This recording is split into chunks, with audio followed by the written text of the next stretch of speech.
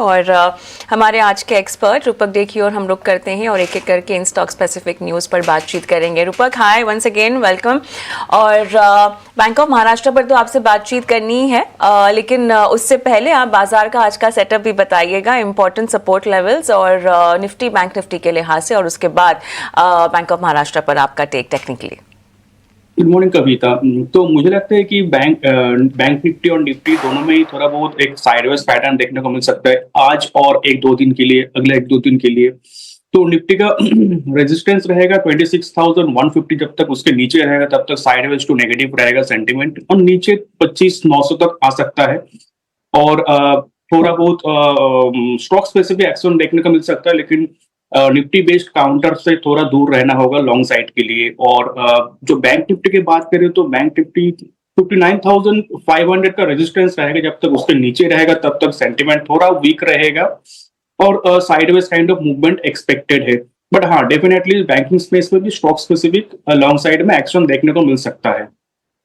और bank of Maharashtra की बात करें तो चार्ट मुझे इंट्राडे बेसिस पे अच्छा लग रहा है, बट सेंटिमेंट शॉर्ट टर्म के लिए पॉजिटिव होगा। 59 के ऊपर 59 का बहुत बढ़िया रेजिस्टेंस रहेगा। 59 के ऊपर सिग्निफिकेंट अपसाइड मिल सकता है स्टॉक के अंदर, और अभी फिलहाल स्टॉक को होल्ड करना होगा 56 का स्टॉप लॉस से।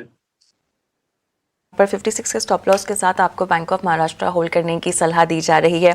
रूपक, अगला काउंटर में IRFC लेकर आऊंगी और यहाँ पर जो पॉजिटिव खबर मिली है फंडामेंटली वो भी एक बार बता देते हैं।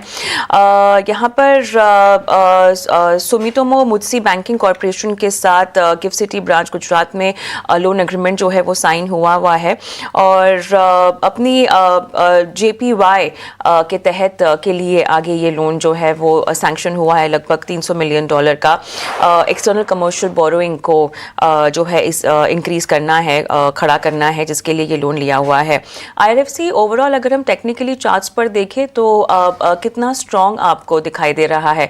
116.4 के आसपास के लेवल्स फिलहाल हैं, लेकिन एक पोजिशनल कॉल या शॉर्ट टर्म कॉल क्या लिया जा सकता है? जी बिल्कुल लिया जा सकता है। हालांकि स्टॉक में नेगेटिविटी था, बट स्टॉक सपोर्ट के पास खड़ा है, तो 116 का ही सपोर्ट है। 100 का 15 का स्टॉप लॉस से स्टॉक को होल्ड किया जा सकता है, और रिकवरी में मुझे लगता है 120 125 तक आ सकता है शॉर्ट टर्म में। ओके, तो ये हो गई IRFC पर राय। रूपक, गुड मॉर्निंग, तृप्ति बात कर रही हूँ। हिंदुस्तान कॉपर पर अपनी राय दीजिएगा। जो खबर है वो है कि NML के साथ इन्होंने एक करार किया है, एक मेमोरेंडम ऑफ अंडरस्टैंडिंग इन्होंने शुरू किया है। Copper critical mineral block auction में भाग लेने के लिए ये करार हुआ है। हिंदुस्तान कॉपर में किस तरह से एक्शन आज दिख सकता है, क्योंकि पिछले सेशन में भी हमने देखा अच्छी तेजी यहाँ पर नजर आई थी और पिछले 5 दिनों में करीब 3% से ज्यादा ये चढ़ा है। हिंदुस्तान कॉपर पर क्या राय होगी आपकी? गुड मॉर्निंग तृप्ति। तो मुझे लगता है हिंद कॉपर में जो सेंटीमेंट पॉजिटिव हुआ पिछले 3-4 दिनों से, जो पॉजिटिव मूवमेंट आ रहा है वो कंटिन्यूड रहेगा शॉर्ट टर्म में। तो इमीडिएट रेजिस्टेंस दिख रहा है 345 पे। 345 के ऊपर सस्टेन करता है तो फर्दर रैली टुवर्ड्स 360 370 सॉरी जी हाँ पर 343 60 तक आ सकता है, 360 तक आ सकता है। 345 के ऊपर सस्टेन करता है तो उसके बाद नीचे अगर बात करें तो नीचे का लेवल में सपोर्ट रहेगा 327 का। 327 के ऊपर जब तक रहेगा तब तक सेंटीमेंट पॉजिटिव रहेगा। ओके, तो 327 तक अगर ये रहता है तो तब तक यहाँ पर पॉजिटिव सेंटिमेंट बना हुआ है। बंसल वायर में भी एक खबर है, GST विभाग से यहाँ पर इनको कारण बताओ नोटिस मिला है। FY 20 से 21 के बीच 202 करोड़ के लिए ये टैक्स नोटिस यहाँ पर कंपनी को मिला है। बंसल वायर को किस तरह से देखते हैं आप और क्या चार्ट्स कहते हैं? क्या आज खबर के दम पर यहाँ पर थोड़ा सा नेगेटिव एक्शन दिख सकता है? जी हाँ, बिल्कुल दिख सकता है, बट बंसल वगैरह का सपोर्ट है 312 पे। 312 का सपोर्ट रहेगा। हालांकि एक वेरियस फ्लैट पैटर्न फॉर्मेशन है डेली चार्ट में, तो सिग्निफिकेंट डाउनसाइड आ सकता है। 310 का स्टॉप लॉस से होल्ड करना होगा। 310 का स्टॉप लॉस टूटे तो एग्जिट डेफिनेटली लेना चाहिए, क्योंकि उसके नीचे सिग्निफिकेंट डाउनसाइड आ सकता है। रूपक आगे बढ़ते हैं और रेमंड्स की बात करते हैं, जहां पर लीडरशिप चेंज हमें आता हुआ दिखाई दे रहा है। अमित अग्रवाल सीएफओ से स्टेप्स डाउन करके राकेश तिवारी को जो है ग्रुप सीएफओ बनाया गया है। लेकिन हैविंग सेड दैट, अब ओवरऑल रेमंड का चार्ट अगर आप हमें समझा पाए, बीते सेशन में तो %.5% की कमजोरी के साथ बंद हुआ है, लेकिन रिस्ट्रक्चरिंग के साथ साथ, क्योंकि हमने देखा कि एक मोमेंटम प्ले यहाँ पर बीच में प्ले आउट हुआ था, लेकिन उसके बाद एक खामोशी टेक्निकली चार्ट्स पर, आगे के लिए कुछ करना चाहिए? आपको लगता है कि बैक एंड फोकस एक बार फिर से होगा या कुछ इनिशिएट किया जा सकता है? जी, रेमंड का चार्ट अगर देखें तो कंटिन्यूस सेलिंग प्रेशर के अंदर ही है। स्टॉक फॉलिंग मूविंग एवरेज के नीचे सस्टेन करते हुए दिखाई दे रहा है बहुत दिनों से। बट एक सपोर्ट रहेगा 458 का। 458 का सपोर्ट से होल्ड करना चाहिए। अगर नहीं टूटा तो एक रिकवरी थीम प्ले आउट हो सकता है स्टॉक के अंदर। तो hold with stop loss of 458। मुझे लगता है कि 520 तक एक बार रिकवरी में आ सकता है। 530 के आसपास रिकवरी के लिए आ सकता है। 458 लेकिन एक स्ट्रॉन्ग स्टॉप लॉस अगर आपने खरीदारी कर रखी है तो होल्ड करने की सलाह दी जा रही है। बजाज हाउसिंग फाइनेंस की ओर मैं रुख अब करना चाहूँगी आपका रूपक, जहाँ पर हमने देखा है कि बजाज फाइनेंस से लगभग 2% स्टेक बजाज हाउसिंग फाइनेंस में बेचा है 1588 करोड़ में, यहाँ पर 95 रुपये प्रति शेयर के आसपास के भाव पर। और अब ओवरऑल स्टेक जो है बजाज फाइनेंस का बजाज हाउसिंग फाइनेंस में वो लगभग 86.7% के आसपास दर्ज हो जाएगा। ज़बरदस्त तरीके से हमने देखा कि यहाँ पर स्टॉक भी टूटा हुआ है और खबरों में भी लगातार हेडलाइंस भी ले रहा है, लेकिन अब ये वीकनेस कितनी और गहरा सकती है?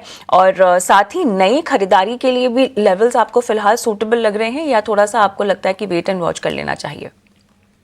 स्टॉक चार्ट देख के मुझे थोड़ा रिस्की लग रहा है, क्योंकि ये जो लंबी कंसोलिडेशन था, prolong consolidation of more than 5-6 month का ब्रेकडाउन आया, तो सेंटिमेंट सिग्निफिकेंटली डाउनग्रेडेड हुआ। और मुझे लगता है कि सेंटिमेंट और वीक हो सकता है।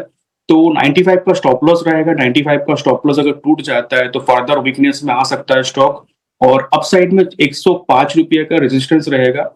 तो शॉर्ट पोजीशन मतलब पोजीशन रिड्यूस करना चाहिए। 105 के ऊपर मोमेंटम वापस आएगा। तो currently exit with stop loss of 105। तो यहाँ पर 105 का एसएल लगाइए और एग्जिट करिए इस शेयर से। सीएट की बात कर लेते हैं। यहाँ पर 5 दिसंबर को बॉन्ड्स के जरिए फंड जुटाने को लेकर कंपनी एक बोर्ड बैठक करने वाली है। सीएट का देखिए कल के सेशन में भी अच्छी रैली यहाँ पर नजर आई। हालांकि कल जो टायर स्टॉक्स थे अच्छे चले हैं कल। रूपक, क्या राय होगी सीएट पे और ओवरऑल आप किस तरह से देख रहे हैं जो टायर शेयर्स कल के सेशन में भी अच्छी रैली यहाँ पर देखने को मिली?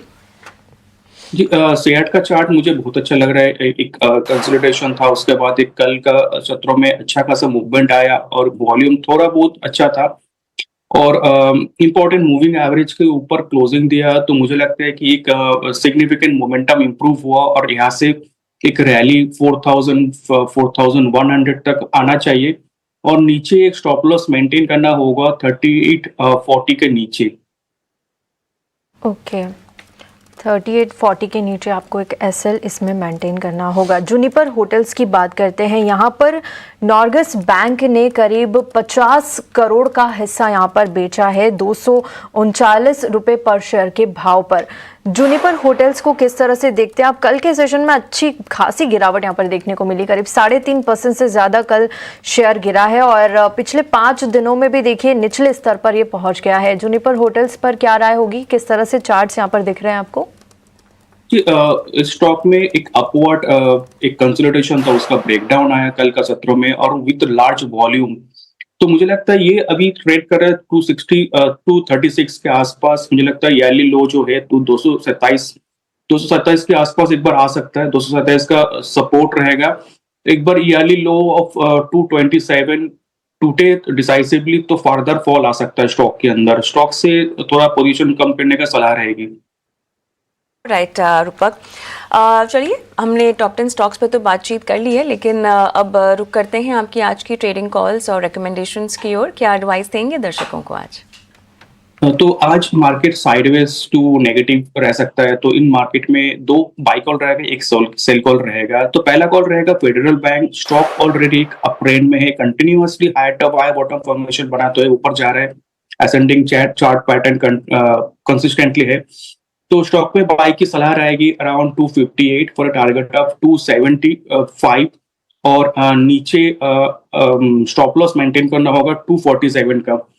दूसरा स्टॉक मेरा रहेगा सेल कॉल में इंडिगो को सेल करके चलना होगा अराउंड 5700, क्योंकि ब्रेकडाउन आया स्टॉक के अंदर इंपॉर्टेंट मूविंग एवरेज के ऊपर कल का क्लोजिंग है, तो सेंटीमेंट फर्दर वीकेंड हो सकता है। 5700 का सेल प्राइस रहेगा और नीचे टारगेट रहेगा 5550 और अपसाइड में एक रेजिस्टेंस स्टॉप लॉस मेंटेन करना होगा 5820 का। तीसरा कॉल रहेगा लेमन ट्री में। लेमन ट्री एक अच्छी खासी अपट्रेंड दिखा रहा है, इंपॉर्टेंट मूविंग एवरेज को ऊपर सस्टेन करते हुए दिखाई दे रहा है विद राइजिंग वॉल्यूम। तो मुझे लगता है लेमन ट्री में एक सिग्निफिकेंट अपसाइड आ सकता है। बाई की सलाह रहेगी around 162 for a target of 175 और नीचे एक स्टॉप लॉस मेंटेन करना होगा 157 पे। ऑलराइट, तो यहाँ पर बाय कॉल आपने दी है फेडरल बैंक में टारगेट 280, इंडिगो में आपने बिकवाली की रणनीति सुझाई है टारगेट 5550 का, और लेमन ट्री में खरीदारी की रणनीति आती हुई 175 के टारगेट के साथ। रूपक, अच्छा लगा आपसे बातचीत करके, आपने सुबह समय दिया, रणनीति बताई और दर्शकों का मार्गदर्शन किया, बहुत बहुत धन्यवाद। चलिए इसी के साथ आज का बाजार को भी हम यहीं समेटते हैं, एक छोटा सा ब्रेक।